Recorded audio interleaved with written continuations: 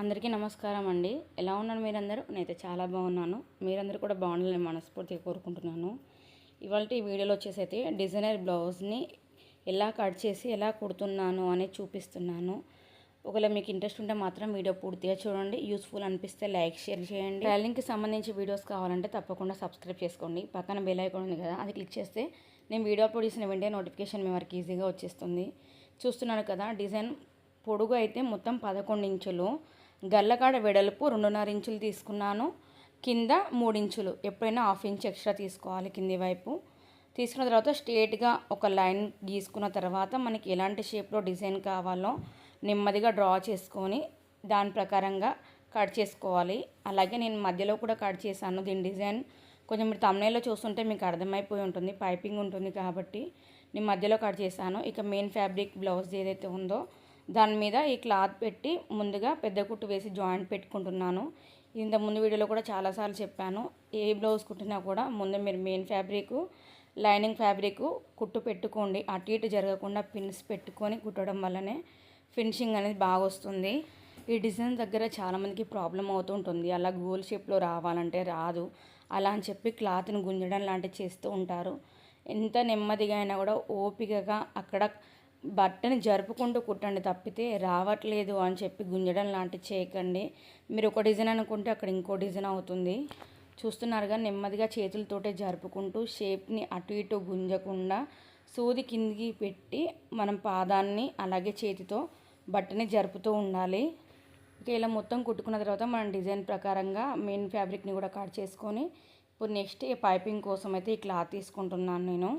ఈ మధ్య పట్టు బ్లౌజులకైనా నార్మల్గా ఎంబ్రాయిడింగ్ వర్క్ వచ్చిన వాటికైనా కూడా అందులో క్రీమ్ కలరే వర్క్ ఉంటుంది కాబట్టి ఈ పైపింగ్ క్లాత్ అనేది బాగా యూజ్ అవుతుంది చాలామందికి. నేనైతే ఇక్కడ మెయిన్ షాప్లోనే తీసుకున్నాను, ఆన్లైన్లో అలా అయితే ఏం తీసుకోలేదు. ఇక పైపింగ్కి మనకి ఎంత యూజ్ అవుతుందో అంత క్లాత్ క్రాస్గా కట్ చేసుకొని జాయింట్ పెట్టుకొని పైపింగ్ అనేది రెడీ చేసుకోవాలి. మీకు ఇంత ముందే చెప్పాను కదా, నేను సింగిల్ పాదం పెట్టి పైపింగ్ రెడీ చేసుకుంటానని చెప్పి. ఇది మళ్ళీ అందులోటి క్లాత్ కొంచెము గట్టిగా ఉంటుందన్నమాట, దాన్ని అదిమి పట్టుకొని మనం పైపింగ్ అనేది వేయాలి. పైపింగ్ వేసిన తర్వాత పైపింగ్ ఎటువైపు ఉంటుందో అటు ఉల్టా వైపు కొంచెం క్లాత్ ఉంటుంది చూడండి, అటువైపు ఇంకా మిగతా బట్ట మిగిలింది ఏదైతే ఉందో దాన్ని ఇలా మలిచి కుట్టుకోవడం వల్ల మనకి వెనుక వైపు కుట్టేటప్పుడు పైపింగ్ వేసి వెనుక వైపు కుట్టేటప్పుడు కొంచెం ఇబ్బంది కాదు, ఈజీగా అయిపోతుంది అన్నమాట. అలా కుట్టుకున్న తర్వాత ఎక్స్ట్రా క్లాత్ ఏదైతే ఉందో అది కట్ చేసుకోండి. అలాగే ఉంచితే మనం పైపింగ్ వేసినప్పుడు బయటికి కనిపిస్తూ ఉంటుంది కాబట్టి ఎక్స్ట్రా క్లాత్ ఏదైనా ఉంటే కట్ చేసుకోండి. ఇక మనం బ్లౌజ్కి పైపింగ్ వేద్దాం. ముందు అయితే నేను ముందు భాగం వెనుక భాగం రెడీ చేసుకున్నాను కదా, ఇది ప్రిన్స్ కట్ బ్లౌజు. దీని వీడియో కూడా నేను అప్లోడ్ చేశాను. ఈ ప్రిన్స్ కట్ బ్లౌజ్ ఎలా కుట్టాలి, ఎలాంటి టిప్స్ పాటించడం వల్ల మంచిగా షేప్ వస్తుంది అని ప్రతిదీ కటింగ్ అలాగే ప్రిన్స్ కట్ బ్లౌజ్ ఎలా కుట్టాలో రెండు కూడా నేను వీడియోలో అప్లోడ్ చేశాను. పైన ఐ బటన్లో ఇస్తాను, డిస్క్రిప్షన్లో కూడా నేను లింక్ ఇస్తాను. చూడాలి అనుకునే వాళ్ళైతే తప్పకుండా చూడండి. ఇప్పుడు మనం భుజాల దగ్గర జాయింట్ పెట్టుకున్న తర్వాత పైపింగ్ వేసుకోవాలి. ఈ పైపింగ్ వేసుకోవడం మెయిన్ అన్నమాట, ఎందుకంటే ఇక్కడ మనకి డిజైన్ రౌండ్ షేప్లో ఉంది కాబట్టి కొంచెం ఇబ్బంది అవుతుంది, దాన్ని తిప్పుకుంటూ వేయడం అనేది మెయిన్ అన్నమాట. పైపింగ్ వేసాక వెనుక వైపు మలిసి కుట్టుకున్నాం కదా, అది లోపలి వైపు పెట్టి బయటి వైపు పైపింగ్ వచ్చేలా చూసుకోవాలన్నమాట. పైపింగ్ వేసేటప్పుడు పైపింగ్ని గుంజడాలు అలాగే క్లాత్ని గుంజడాలు ఇలాంటివి చేయొద్దు. నార్మల్గా ఈజీగా ఉండేటట్టు పట్టుకొని మూల దగ్గర కొంచెం క్లాత్ని వెనక కానీ మూల వచ్చేటట్టు మలిచి అక్కడ మూల ఎక్కడైతే ఉందో అక్కడ సూదిని లోపలికి అని చెప్పి క్లాత్ని జరపాలి. మీకు చూపిద్దామంటే నాకు చెయ్యి అడ్డొచ్చింది, కనిపించలేదు. ఇంకోసారి నెక్స్ట్ టైం అయితే తప్పకుండా చూపిస్తాను. చూసారు కదా, అక్కడ మూల వచ్చింది. మనం లైస్ వేస్తే ఎలా అయితే మూల తీస్తామో అలాగే తీయాలి. ఇప్పుడు మీరు చూస్తున్నారు కదా, నేను క్లాత్ని జరుపుతున్నాను తప్పితే గుంజడాలు అదైతే చేయడం లేదు. మీరు కూడా బ్లౌజ్ని కుట్టేటప్పుడు ఇలాంటి డిజైన్ బ్లౌజ్ అయినా గోల్ గల్లైనా కూడా పైపింగ్ని గుంజడాలు బ్లౌజ్ని గుంజడాలు మాత్రం అసలు చేయకండి.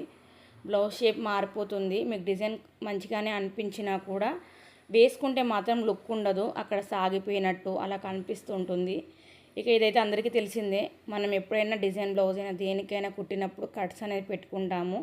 ఏదైతే మెయిన్ పార్ట్ మూల ఉంటుందో దాన్ని మూల కుట్టు దాకా మనం కట్ పెట్టుకోవడం వల్ల మనం మెయిన్ వైపు కుట్టు వేసుకునేటప్పుడు మూల దగ్గర కూడా మంచిగా కనిపిస్తుంది, ఎలాంటి ముడతలు రాకుండా అలా కనిపిస్తుంది అన్నమాట. కాబట్టి మూల దగ్గర మెయిన్గా మనం ఎక్కడైతే కుట్టేసామో మూల వరకు అక్కడి వరకు కట్ పెట్టుకోవాలి. ఇంకో వైపు కూడా కుట్టుకున్నానండి. కుట్టుకున్న తర్వాత చూడండి ఎంత ఈజీగా ఉందో. ఓన్లీ మనం డైరెక్ట్గా వెనుకకాని పెట్టి కుట్టడమే అంతే. కానీ లోపల వైపు కుట్టు వేసేటప్పుడు బ్లౌజు అటు మెయిన్ ఫ్యాబ్రిక్ రోక్ ఏదైతే ఉందో దాన్ని కొంచెం జరుపుకుంటూ వేయండి. లేకుంటే అక్కడ గోల్ దగ్గర మనం జరపకుండా వేసామంటే పైపింగ్ అనేది లోపలికి వెళ్ళిపోతుంది, మెయిన్ ఫ్యాబ్రిక్ అనేది బయటికి కనిపిస్తుంది. అలాగే గోల్ దగ్గర మనం చూడండి కొంచెం కుచ్చులు పెట్టి ఇలా జరపడం వల్ల అక్కడ షేప్ అనేది కూర్చుంటుంది. మీకు నేను పెట్టిన వీడియోలు ఎలా అనిపిస్తున్నాయి ఏంటి అనేది కామెంట్ చేయండి. ఇంకా మరిన్ని మంచి మంచి వీడియోస్ అయితే రాబోతున్నాయి. మీకు టైలరింగ్ మీద ఇంట్రెస్ట్ ఉంటే మాత్రం తప్పకుండా మన ఛానల్ని సబ్స్క్రైబ్ చేసుకోండి, లైక్ చేయండి. మీరు కామెంట్ పెట్టడం వల్ల ఏంటంటే నాకు ఇంకా బూస్టప్ అవుతుంది. నా వీడియోస్ జనాలకి నచ్చుతున్నాయి అని చెప్పి. చూసారు కదా పైపింగ్ ఎంత ఫినిషింగ్గా వచ్చిందో. మనకి బ్లౌజులకి ఈ గోల్డెన్ పైపింగ్ వేయడం వల్ల అసలు లుక్కే మారిపోతుందండి. ఎంతో హెవీ బ్లౌజ్ లాగా ఫినిషింగ్ అనేది బాగా కూర్చుంటుంది. మొత్తానికి అయితే పైపింగ్ వేయడం కూడా అయిపోయింది. నేను మధ్యలోకి కట్ చేశాను కదా గల్ల దగ్గర, అక్కడ రెండు కలిపి జాయింట్ పెట్టడానికి మధ్యలోకి మనకి క్లాత్ కావాలి. ఆ క్లాత్ కూడా ఎలా ఉందంటే మనకి పైవైపు చూస్తే గోల్ షేప్ వచ్చేలా ఉంది. కాబట్టి కొంచెం ఒక 3 ఇంచులు వెడల్పు, పొడుగేమో ఒక 5 ఇంచులు 6 ఇంచులు ఉండేటట్టు చూసుకొని అలా రౌండ్గా కట్ చేసుకొని మనం ఏ షేప్లో అయితే కట్ చేసామో ఆ షేప్లోనే నేను ఇలా యూ షేప్లో కుట్టానన్నమాట. ఇంకోవైపు లోపల నుంచి క్లాత్ తీసేలా తీసుకున్నాను. ఎలాగో మనకి గోల్ ఎక్కడ ఉంటుందో అక్కడ కట్స్ పెట్టుకోవడం మనకి అలవాటే కాబట్టి కట్స్ పెట్టుకున్న తర్వాత మెయిన్ లోపల నుంచి క్లాత్ అయితే తీస్తున్నాను. నాకు అది రాకపోవడంతో పైపింగ్ పుల్లో ఉంటుంది కదా దాంతో కొంచెం సెట్ చేసుకున్నాను. తర్వాత మళ్ళీ పైనుంచి వెళ్ళి ఒక కుట్టు వేసుకోవాలి. అలా అయితేనే మనం ఏదైతే షేప్ తీసామో ఆ షేప్ వస్తుంది.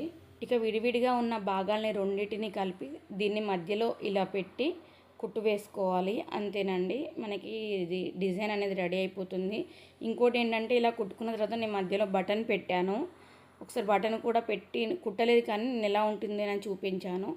మనకి మధ్యలో కొంచెం గ్యాప్ వచ్చేలా చూసుకోవాలి. ఆ లోపలి క్లాత్ ఏదైతే ఉందో అది అవుపడేలా, అలాగే రెండు పైపింగ్స్ అటువైపు ఇటువైపు కనిపించేలా మధ్యలో కుట్టు పెట్టుకోవాలి. మొత్తానికైతే డిజైన్ రెడీ అయింది. చూసారు కదా, మీకు ఎలా అనిపించింది ఏంటి అని కింద కామెంట్ చేయండి. వీడియో నచ్చితే తప్పకుండా సబ్స్క్రైబ్ చేసుకోండి, లైక్ చేయండి, అలాగే షేర్ చేయండి. నేను ఒకటే బటన్ పెట్టాను, మీకు కావాలనుకుంటే 3 బటన్స్ కూడా పెట్టవచ్చు. ఇంతేనండి video. Thank you for watching.